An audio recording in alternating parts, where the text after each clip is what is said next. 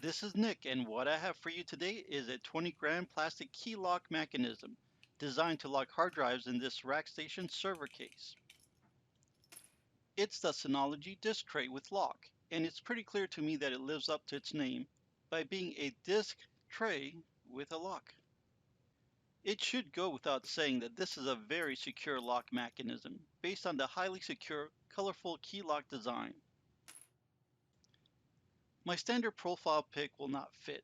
What I ended up doing was taking this classic binding tool and customizing it. That certainly isn't pretty, but it is effective. So let's lock this drive in place and see what it takes to pick it open.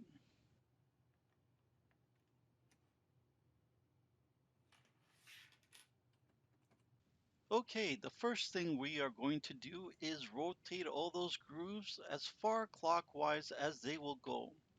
Then I'm going to take my modified pick up the very last groove for tensioning, and find the first groove and get to picking.